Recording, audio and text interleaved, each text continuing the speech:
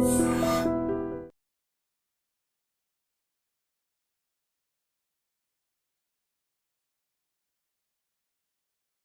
To crime diaries. ఈ వారం మన గెస్ట్ ట్రైనింగ్ పీరియడ్లోనే సాహసాలు చేయడంలో ఆమె తిట్ట. ఫస్ట్ ట్రైనింగ్లోనే వ్యభిచార కోపంలో చిక్కుకున్న మహిళల కోసం ఒంటరిగా వెళ్ళి ఆ బ్రోకర్ని పట్టుకొచ్చిన యంగ్ ఐపీఎస్ ఆఫీసర్. కేవలం వ్యభిచార కోపంలో కాకుండా ట్రైన్ కొలాప్స్ అయితే ఆమె స్పాట్కి వెళ్ళి ఆ ట్రైన్లో చిక్కుకున్న వాళ్ళందరికీ రక్షించారు. అదొకటే కాదు, కరడుగట్టిన గజ దొంగ ఎన్కౌంటర్లో కూడా ఆమె పాల్గొన్నారు. ఆమె కెరీర్ మొత్తం తీసుకుంటే ఎక్కడో ఒక దగ్గర, ప్రతి దగ్గర ఆమె మార్క్ కనిపిస్తుంటుంది. మహిళలు అంటే ప్రత్యేకమైన అభిమానం. ఇంతకీ ఆమె పేరు Sumathi IPS, present DIG CID women protection wing, Telangana state.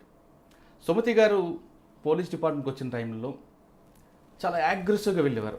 అదే టైం ఇప్పుడు వరకు కొనసాగుతుందా లేదా అనే విషయంతో పాటు అప్పుడు పోలీసింగ్కి ఇప్పుడు పోలీసింగ్ తేడా ఏంటి, అప్పుడు పబ్లిక్ ఏ విధంగా ఉండేవారు, ఇప్పుడు పబ్లిక్ ఏ విధంగా మారారు, క్రిమినల్స్ యాటిట్యూడ్ ఎలా పెరిగింది, అంతేకాకుండా పబ్లిక్కి పోలీసుల మీద మరింత నమ్మకం పెరగాలంటే ఏం చేయాలి, ముఖ్యంగా మహిళలు పోలీస్ స్టేషన్కి రావాలన్నా వాళ్ళకి ఎలాంటి భరోసా కల్పిస్తారు, అంతేకాకుండా యువతులు పోలీస్ విభాగంలోకి రావాలంటే ఆమె ఇచ్చే సలహాలు ఏంటి అనే విషయాల్ని ఆమె నాడు తెలుసుకుందాం. సుమతి గారు నమస్తే అండి. నమస్తే. ముందుగా మీకు ఇంటర్నేషనల్ ఉమెన్స్ డే ప్రత్యేక అభినందనలండి. కృతజ్ఞతలు మీకు, యూఎస్కి కూడా. Thank you madam. నేను దాదాపు మీరు ఫస్ట్ ట్రైనింగ్ పీరియడ్ని చూస్తున్నాను. ఫస్ట్ ట్రైనింగ్ పీరియడ్లోనే కుకట్పల్లి నుండి చందానగర్ దగ్గర ఒక ఇష్యూ జరిగిందండి. చందానగర్లో ఒక వ్యభిచార కోపం, అందులో ఉన్న వాడిని పట్టుకోవాలి, దానికి మీకు ఒక డెక్క ఆపరేషన్ చేయించారు. మీ ట్రైనింగ్ టైంలోనే మీరు వెళ్ళడం, వెనక పోలీసులు ఫాలో అవ్వడం, కానీ జస్ట్ మిస్ అయిపోవడం, అదొక ఆ ఎపిసోడ్ దాదాపు 2-3 గంటలు చాలా టెన్షన్ క్రియేట్ అయింది. కానీ మీరు ఒంటరిగా వెళ్ళి వాడిని పట్టుకొని వచ్చారు. కానీ ఆ 2 గంటలు మీరు మిస్ అవ్వడంతో మొత్తం టోటల్గా రంగారెడ్డి జిల్లా పోలీసులందరూ కూడా టెన్షన్ పడ్డారు. దానికి ఒక ప్రత్యక్ష సాక్షి నేను కూడా. అక్కడి నుంచి స్టార్ట్ అయితే కడపలో ఒక ఎన్కౌంటర్, దాని తర్వాత వరంగల్లో ట్రైన్ కొలాప్స్ అవ్వడం, మీరు సాహసం చేయడం. ఇది కాకుండా సంగారెడ్డిలో పనిచేస్తున్నప్పుడు ప్రత్యేకంగా ఫ్యామిలీస్ కౌన్సిలింగ్ సెంటర్ పెట్టాడు. ఇలా రకరకాలు మీకు కనిపిస్తున్నాయి. ప్రజెంట్ సిఐడిలో ఉమెన్ ప్రొటెక్షన్ వింగ్లో సీ టీమ్స్తో పాటు మిగతా అన్ని చూస్తున్నారు. అంటే ఇప్పుడున్న షీ టీమ్స్తో పాటు ఉమెన్ ప్రొటెక్షన్కి ఎలాంటి భద్రత ఇస్తున్నారు, మహిళలు పోలీస్ స్టేషన్కి వస్తే వాళ్ళకి మీరు ఎలాంటి భరోసా ఇచ్చి కల్పిస్తున్నారు, ఇప్పుడు జరుగుతున్న వరుస ఘటనలు, అంటే ఈ చట్టాలు ఎంత కఠినంగా ఉంటున్నా, మీడియాలో ఎంత పబ్లిసిటీ వస్తున్నా, చట్టాలు ఇంత ఫాస్ట్గా ఉన్న, కోర్టులు బాగా చేస్తున్నా, ఇంకా ఈ దిశాలాంటి ఘటనలు జరగకుండా ఉండాలంటే మనం ఏం చేయాలి? అన్నిటికన్నా ఇంపార్టెంట్ ఎన్ఆర్ఐలు ఎక్కువ కనిపిస్తుంది. మీ వింగ్లో అదొకటి ఉందండి. ఎక్కువ ఎన్ఆర్ఐ అల్లుళ్ళ మీద వెళ్ళడం, తర్వాత అక్కడ వెళ్ళి పెళ్ళిందరూ బాధపడడం, వాళ్ళకి మీరు ఇచ్చే సలహాలు ఏంటి? ఈ ప్రశ్నలు అన్నిటికీ సమాధానం చెప్పే ముందు ఒకసారి మీ కుటుంబ నేపథ్యం. నేను ఒక రైతు బిడ్డను, అండ్ నేను ప్రత్యేకంగా అంటే పూర్తిగా ఇంటీరియర్ తెలంగాణ కూడా కాదు, బార్డర్ కర్నూలు డిస్ట్రిక్ట్కి అలంపూర్ తాలూకా బార్డర్. అంటే మా ఏరియాను నడిగడ్డ అని అంటారు. కృష్ణ తుంగభద్ర మధ్యలో ఉన్న పరివాహక ప్రాంతాన్ని. ఎప్పటి నుంచో చాలా ఫర్టైల్ బ్లాక్ సాయిల్స్ ఉన్న reason. At the same time Rayalaseema నుంచి కొని తెచ్చుకున్న కొంత ఫ్యాక్షన్ కల్చర్ కూడా అక్కడ ఉంటుంది. అంటే మనిషి యొక్క బిహేవియర్, యాటిట్యూడ్ కూడా కొంత హాటీగా ఉంటుంది. అండ్ మీకు అందరికీ తెలుసు, తెలంగాణలో వెనుకబడిన ప్రాంతం పాలమూరు జిల్లా. ఆ ఉన్న వాటిల్లో గద్వాల్ నుండి మా వరకు కొంత బెటర్ ప్లేస్. ఇవి ఈ నేపథ్యంలో నేను ఒక రైతు బిడ్డను. అవునండి, మీరు రైతు బిడ్డగా ఉండి మీ కుటుంబ నేపథ్యంలో ఎవరైనా పోలీస్ ఆఫీసర్ ఉన్నారా? ఇలా మీరు ఎందుకు యూనిఫామ్? అప్పుడు లేరు, ఇప్పుడు కూడా లేరు. మరి మీరు ఎందుకు యూనిఫామ్ వేసుకోవాలనుకున్నారు? అంటే రైతు బిడ్డనే కావచ్చు, కాకపోతే మా గ్రామంలో ఒక పెద్ద మనిషి, మా నాన్నగారు కావచ్చు, తాతయ్య కావచ్చు, ఆ క్రమంలో నేను మీకు చెప్పిన ఈ ప్రాంతంలోని డిఫరెంట్ యాటిట్యూడ్ ఏదైతే ఉందో దానికి సొల్యూషను గవర్నమెంట్ ఏజెన్సీస్నే చూస్తారు. మోస్ట్ ఆఫ్ ద టైం ఆ ఊరికి ఒకరో ఇద్దరో పెద్దలు ఉండడం నేను పెరిగిన టైంలో. And it was not anything political connected కాదు. ప్రతి పెద్ద కూడా అప్రోచ్ అయ్యే ప్లేస్ పోలీస్ స్టేషన్ ఒకటి. సో ఆయన చేసే న్యాయానికి ఫైనల్గా రోజుకు ఒక 10 పంచాయతీలు 15 పంచాయతీలు నడిచేవి ఇంటి ముందు. మేము చిన్నతనంలో ప్రతి చిన్నదానికి ఇంటి ముందు పంచాయతీ, దానికి ఒక 100 మంది కూర్చునేవాళ్ళు. ఫైనల్గా నీవు ఇది వినకపోతే నెక్స్ట్ పోలీస్ స్టేషన్కి పంపాల్సి వస్తుందన్న ఒక మాట. అంటే ఆ నేపథ్యంలో మా నాన్నమ్మ కావచ్చు, లేకపోతే చుట్టూ ఉన్న వాళ్ళు కావచ్చు, అండ్ గ్రామం మీద ప్రీతి ఎక్కువ ఉండేది నాకు. నానమ్మ వల్ల కావచ్చు, గ్రామం వల్ల కూడా కావచ్చు. హాలిడేస్లో అందరూ హైదరాబాద్కి వచ్చినా లేకపోతే అట్లా వచ్చినా నేను మాత్రం నానమ్మ దగ్గరికి పోవడము, and influence of village culture కొంత. 3 ఆ జస్టిస్ చేసే క్రమంలో ఒక్క ఊరి పెద్ద ఇంతమందికి జస్టిస్ చేయగలిగినప్పుడు ఇంకా నువ్వు అదే పోలీస్లో అయితే ఇంకా చాలామందికి జస్టిస్ ఇవ్వచ్చు అని ఒక కాన్సెప్ట్ మా నాన్నమ్మ ఇన్బిల్డ్ చేయడము. చిన్న సంఘటన, ఒక రాముడు అని ఒక ఆయన ఉండేవాడు. Probably he died recently.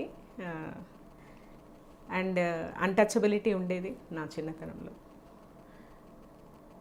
ఎంత అన్టచబిలిటీ ఉండేదంటే ఈవెన్ ఫుడ్ వేయడం కూడా పైనుంచి వేసేవాళ్ళు, లోపలికి వచ్చేవాళ్ళు కాదు. బట్ వాళ్ళు ఏదో దేవుడికి మొక్కకూడదన్న ఒక రకమైన అంటే there was difference between caste and ఆ కాస్ట్ కావచ్చు, లేకపోతే ఎకనామిక్ డిఫరెన్సెస్ కావచ్చు.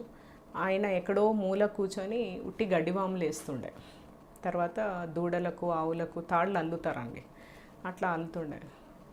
ఓన్లీ డిఫరెన్స్ వాజ్ ఆ పర్టికులర్ కాస్ట్ వాళ్ళు స్నానం చేయరు, అశుభ్రంగా ఉంటారు. ఒక ఫ్యాలసీస్, అన్ని ఫ్యాలసీస్.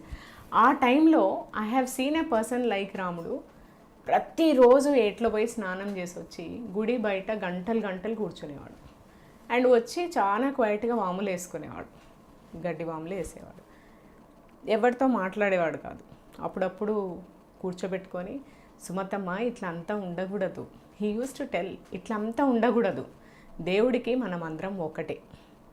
And I think annoyingly such things would have contributed and made lot of impact.